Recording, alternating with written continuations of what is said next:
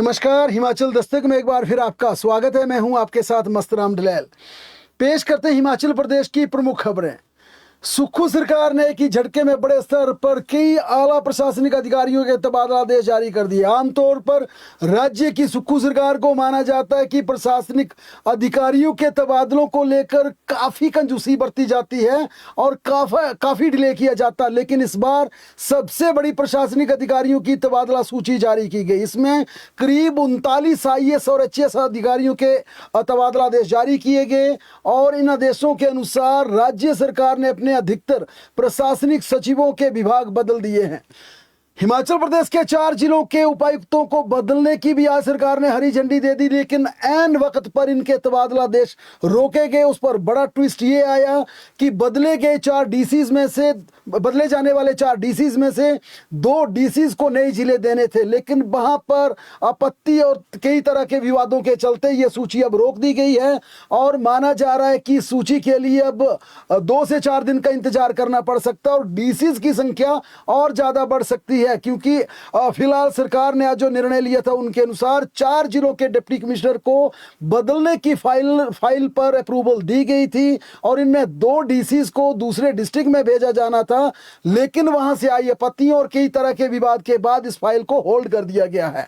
अब सूचना यह है कि सरकार 4 की बजाय कुछ अन्य जिलों के DCs भी बदल सकती है और यह सूची बड़ी हो सकती है। इसके चलते फिलहाल इस सूची को होल्ड कर दिया गया है, लेकिन जो आज सरकार ने बड़े स्तर पर प्रशासनिक फेरबदल किया उसमें एडिशनल चीफ सेक्रेटरी ओंकार चंद शर्मा को अब ट्राइबल के साथ ट्रांसपोर्ट डिपार्टमेंट का जिम्मा दिया गया है।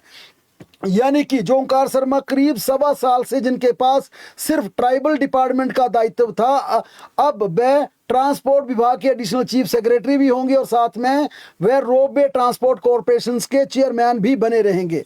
RD नजीम जिनके पास काफी ज्यादा विभाग थे, अब उनके पास सिर्फ गृह विभाग होगा। इसके अलावा ऊर्जा विभाग का उन्हें ACS लगाया गया। देवेश कुमार जिनके पास काफी ज्यादा विभाग थे, अब उनके पास वित्त विभाग होगा। इसके अलावा पशुपालन और PWD डिपार्टमेंट उनके पास रहेगा। सुधा देवी जिनके पास कार्मिक विभाग था, हेल्थ डिपार्टमेंट था, उनके पास कार्मिक विभाग बना रहेगा, लेकिन स्वास्थ्य विभाग उनसे वापस लेकर उन्हें उद्योग तथा वन जैसे भारी भरकम डिपार्टमेंट सरकार ने सौंपे हैं। प्रियंका बासु जो कि लेबर डिपार्टमेंट की सेक्रेटरी थी, अब उन्हें फूड सिविल सप्लाई कॉर्पोरेशन का एडिशनल चार्ज भी दिया गया है। आशीष सिंह मार जिनके पास भी काफी ज्यादा डिपार्टमेंट थे, उन्हें अब IT डिपार्टमेंट दिया गया। इसके अलावा स्वास्थ्य एवं परिवार कल्याण विभाग का एडिशनल जिम्मा भी सिंह मार को सौंपा गया है। एक्साइज कमिश्नर और डायरेक्टर इंडस्ट्रीज यूनिस को अब राज्य सरकार ने सचिव पद पर तैनाती देते हुए ने एक्साइज और टैक्सेशन डिपार्टमेंट का दायित्व दिया है। मंडलायुक्त कांगड़ा संदीप कुमार को राज्य सरकार ने बड़ा दायित्व देते हुए ने पर्यटन विभाग का सचिव लगाया है। इसके साथ ही अमरजीत जिनके पास TCP था, उन्हें अब UD डिपार्टमेंट का एडिशनल जिम्मा दिया गया है और साथ ही वह ACS होम के अंडर सेक्रेटरी होम का भी दायित्व देखेंगे। सरकार ने कई विभागों के निदेशक भी बदल दिए हैं और इस कड़ी में डायरेक्टर टूरिज्म विवेक भाटिया को अब इंडस्ट्री डिपार्टमेंट का डायरेक्टर लगाया गया है और उनकी जगह अब राकेश कुमार प्रजापति को डायरेक्टर टूरिज्म का दायित्व सौंपा गया है। डॉक्टर अश्विनी शर्मा को एक्साइज कमिश्नर का दायित्व सौंपा गया है। वहीं विवेक चंदेल को कमिश्नर नगर निगम बद्दी में तैनात किया गया है। मधु चौधरी को विशेष सचिव स्वास्थ्य एवं परिवार कल्याण विभाग लगाया गया है। ओमकांत ठाकुर को डायरेक्टर फिशरीज का दायित्व दिया गया है। ADC हमीरपुर अभिषेक गर्ग को MD राज्य औद्योगिक विकास निगम में तैनाती दी है। गुरसिमरन सिंह को MD कौशल विकास निगम में लगाया गया है।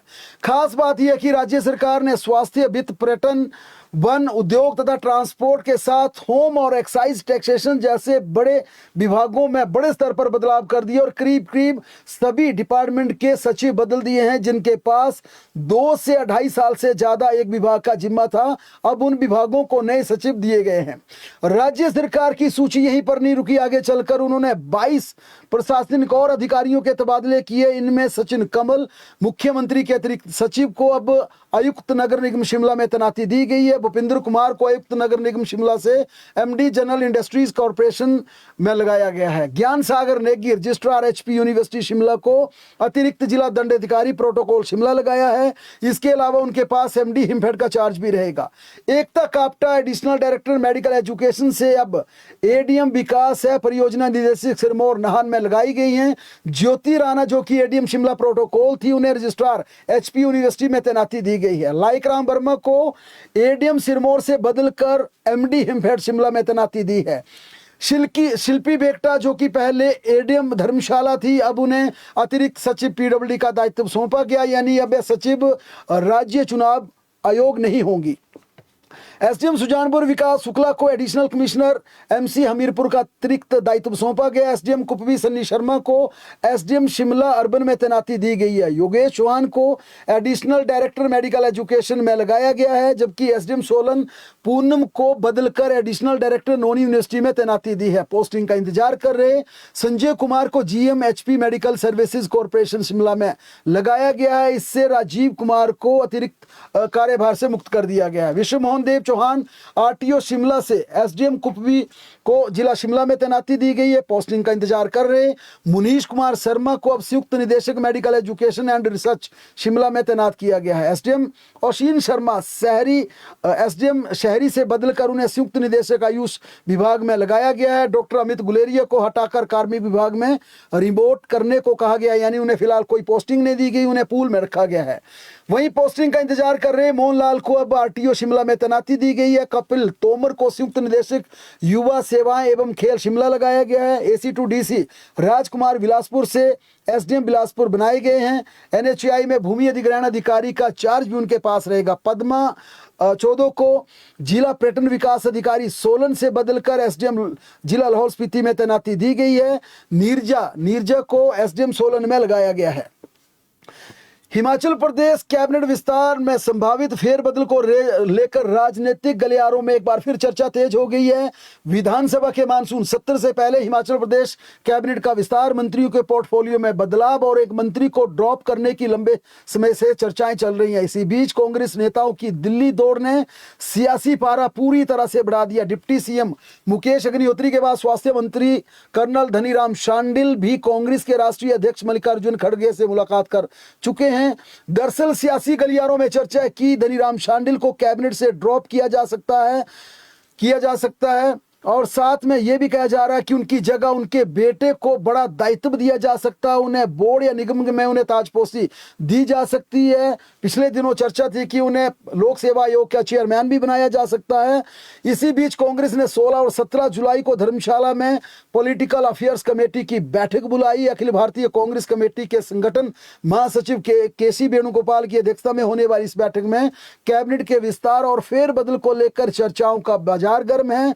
हालांकि यह भी स्पष्ट है कि इस तरह की चर्चाएं इस तरह के प्लेटफॉर्म पर नहीं होती। जाहिर तौर पर यह सीधा प्रेरोगेटिव मुख्यमंत्री और केंद्रीय हाईकमान के बीच है। अगर ऐसी कोई चर्चा होगी तो बंद कमरे में होगी। हिमाचल में सीएम समेत 12 मंत्री हो सकते हैं। राज्य में फिलहाल 11 मंत्री है, जिसके चलते एक पद खाली पड़ा है। इस पर कुल्लू के विधायक सुंदर सिंह ठाकुर की ताजपोशी की कई दिनों से चर्चाएं चल रही हैं, लेकिन साथ में प्रबल दावेदारों की सूची यहां पर कम नहीं है, क्योंकि जिस प्रकार की चर्चाएं कैबिनेट में एकमात्र खाली पद के लिए है, उसके तलबगारों में आशीष बुटेल का नाम है, इसके अलावा संजय रतन का नाम है। कई नामों पर चर्चा हो रही है, क्योंकि मुख्यमंत्री सुखविंदर सिंह सुक्खू खुद ये संकेत दे चुके हैं कि मंत्रिमंडल में एक खाली पद भरा जाएगा। पिछले दिनों उन्होंने सुंदर सिंह ठाकुर के नाम का भी इशारा किया था, लेकिन राज्य में 2 मंत्री अगर नए बनते हैं को ड्रॉप किया जा सकता है तो फिर संभावनाएं कई तरह की जन्म ले सकती है। लेकिन यह भी आपको बता दें कि कैबिनेट में मंत्री बनाना आसान है, किसी को ड्रॉप करना बेहद मुश्किल है। किसी बने हुए मंत्री को ड्रॉप करके किसी और को मिनिस्टर बनाना उससे भी बेहद मुश्किल है। लेकिन यहां पर फिर बड़ा मसला बनेगा एडजस्टमेंट कैसे की जाए, क्योंकि ज्वालामुखी से संजय रतन है, पालमपुर से आशीष बुटेल हैं और साथ में अर्की से संजय अवस्थी के नाम भी चर्चाओं में हैं। अगर यहाँ पर इन तीन में से कोई एक मंत्री बनता है और साथ में सुंदर सिंह ठाकुर जो सबसे बड़े प्रबल दावेदार हैं, अगर वह मंत्री बनते तो किसी एक को चीफ व्हिप बनाया जा सकता है, किसी एक को विधानसभा में डिप्टी स्पीकर बनाया जा सकता है। ये तमाम चर्चा है, लेकिन इसे लेकर मुख्यमंत्री और केंद्रीय हाईकमान से चर्चा होनी है, जिसमें राहुल गांधी, केसी वेणुगोपाल, मुख्यमंत्री और खड़गे, इन चार नेताओं में कैबिनेट के विस्तार को लेकर, कैबिनेट के फेरबदल को लेकर, पोर्टफोलियो में बदलाव को लेकर चर्चा होगी और ये चर्चा धर्मशाला की बजाय दिल्ली में होगी।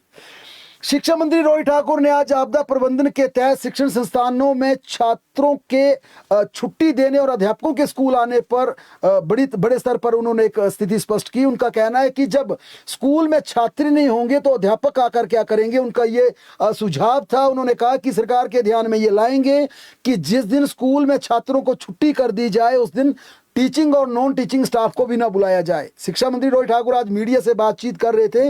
इस दौरान उन्होंने स्पष्ट किया कि मौसम की स्थिति को देखते हुए किसी भी जिला में स्कूल या अन्य शिक्षण संस्थान बंद करने का निर्णय संबंधित जिला के डिप्टी कमिश्नर के पास रहता, जो कि अपने विवेक से परिस्थितियों के आधार पर लेंगे। उन्होंने कहा यदि किसी जिले में खराब मौसम, भूस्खलन, बाढ़ या अन्य प्राकृतिक कारणों से शिक्षण संस्थान बंद किए जाते हैं तो उस अवधि में शिक्षकों और गैर शिक्षण कर्मचारियों को भी संस्थान में उपस्थित होने की आवश्यकता नहीं होगी। उन्होंने साफ तौर पर कहा कि उस दिन टीचर और नॉन टीचिंग स्टाफ स्कूल में आकर क्या करेगा जबकि बच्चे ही नहीं आएंगे।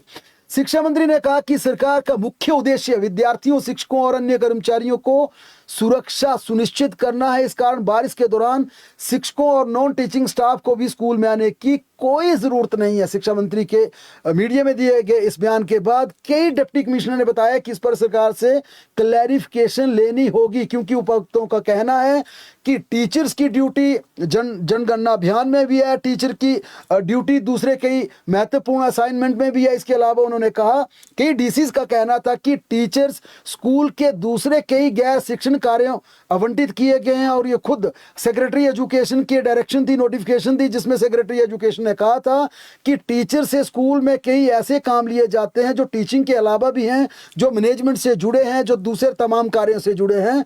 लिहाजा ऐसे में शिक्षकों को आपदा के दिन छुट्टी देना या ना देना, इस पर सरकार से क्लैरिफिकेशन मांगी जाएगी।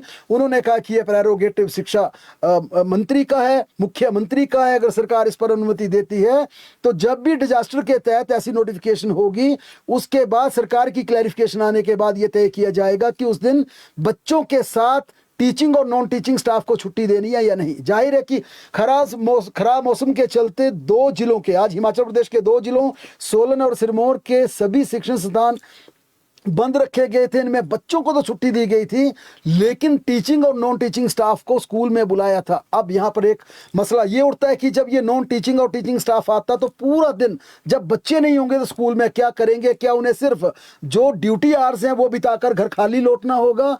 साथ में एक और चर्चा यहां पर शुरू हो जाती है, अगर टीचर्स को छुट्टी दी जाए तो दूसरे प्रदेश के कर्मचारियों की सुरक्षा का जिम्मा कौन लेगा? ये तमाम तरह की फीडबैक डिप्टी कमिश्नर से आई है, जिसके आधार पर यह तय किया गया कि अब सरकार से क्लैरिफिकेशन ली जाएगी। बहरहाल अब हिमाचल प्रदेश के सभी स्कूल सोमवार को खुलेंगे, क्योंकि जिन स्कूलों में आज छुट्टी दी गई थी, दो जिलों के स्कूलों में छुट्टी दी गई थी, कल छुट्टी का दिन है, रविवार को फिर छुट्टी का दिन है, सोमवार को स्कूल लगेंगे। इसके अलावा प्रदेश के कई हिस्सों में समर वेकेशन की आज छुट्टियां हो गई हैं। भारी बारिश के चलते सोलन जिला के गंबरपुल सरली सड़क पर आज सुबह चलती कार पर पहाड़ से बड़े बड़े पत्थर आ गिरे। इस हादसे में कार सवार दो लोग घायल हो गए। दोनों को कुनिहार अस्पताल में उपचार चल रहा है। कुल्लू जिला के आनी उपमंडल के बहुदा चुआई मार्ग पर आज पहाड़ से गिरे पत्थर की चपेट में आने से 70 वर्षीय शिवराम की मौत हो गई। शिवराम बुआंद से चुआई की ओर पैदल जा रहे थे। इसी दौरान अचानक पहाड़ी से पत्थर गिरने लगे और वे इसकी चपेट में आ गए।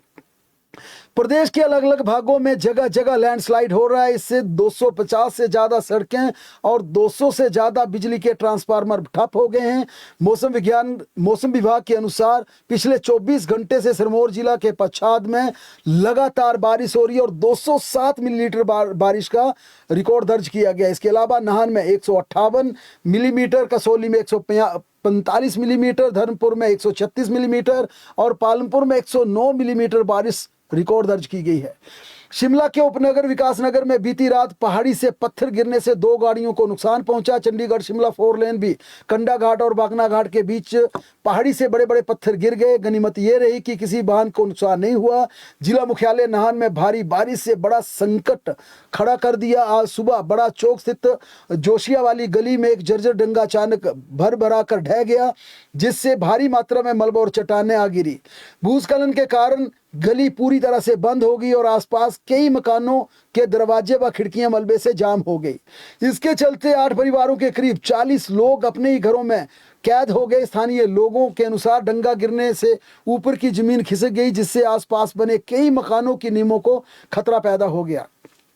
नीचे स्थित घरों पर भी मलबे का दबाव बढ़ने से नुकसान की आशंका जताई जा रही है। भूस्खलन के दौरान भारी पत्थरों की चपेट में आने से एक बिजली का पोल भी क्षतिग्रस्त हो गया, जबकि पेयजल की मुख्य पाइपलाइन टूटने से जल पूर्ति पूरी तरह से प्रभावित हो गई। शिमला जिला के रामपुर स्थित गानवी 2 पावर हाउस के जलाशय क्षेत्र में भारी बारिश के कारण नांती खड्ड का स्लिप वे चैनल क्षतिग्रस्त हो गया। इस घटना के बाद एसडीएम रामपुर ने क्षेत्रवासियों से नदी नालों से दूर रहने की अपील की है। बारिश का असर मंडी कुल्लू राष्ट्रीय राजमार्ग पर भी देखने को मिला। आज सुबह हनोगी के पास पहाड़ी से बड़े बड़े पत्थर और मलबा सड़क पर आ गिरा, जिससे हाईवे पर यातायात लंबे समय तक प्रभावित रहा। सुन्नी उपमंडल में लगातार बारिश के कारण आईआईटीआई परिसर से लेकर गो सदन तक पानी भर गया। प्रशासन की ओर से विद्यार्थियों को सुरक्षित स्थानों पर पहुंचाने के लिए निकासी अभियान चलाया गया। लगातार हो रही बारिश और बादल फटने की घटनाओं को देखते हुए हिमाचल प्रदेश राज्य आपदा प्रबंधन प्राधिकरण ने प्रदेशवासियों और पर्यटकों के लिए विस्तार से सुरक्षा एडवाइजरी जारी कर दी है। प्राधिकरण ने लोगों से अपील की है कि वे मौसम विभाग और प्रशासन द्वारा जारी चेतावनियों पर लगातार नजर रखें तथा केवल आधिकारिक सूचनाओं पर ही भरोसा करें। एडवाइजरी में लोगों को पहले से इमरजेंसी किट तैयार रखने, महत्वपूर्ण दस्तावेजों वाटर प्रूफ बैग में सुरक्षित रखने, सुरक्षित ऊंचे स्थानों और वहां तक पहुंचाने के मार्गों की पहचान करने तथा पशुधन को सुरक्षित स्थानों पर पहुंचाने की सलाह दी गई है। बिजली कटौती या नेटवर्क बाधित होने की स्थिति में मोबाइल की बैटरी बचाने की, कॉल की बजाय आवश्यक होने पर ही एसएमएस का प्रयोग करने को कहा गया है। प्राधिकरण ने स्पष्ट किया कि बहते पानी, उफरती नालों या नदी नालों को पैदल अथवा वाहन से पार करने का प्रयास जानलेवा साबित हो सकता है। लोगों से नदी नालों के किनारे जान से बचाने और सोशल मीडिया पर अफवाहें न फैलाने, प्रशासन के इवैक्यूएशन आदेशों का पालन करने तथा गिरे हुए बिजली की तारों और क्षतिग्रस्त विद्युत उपकरणों से दूर रहने की अपील की गई है।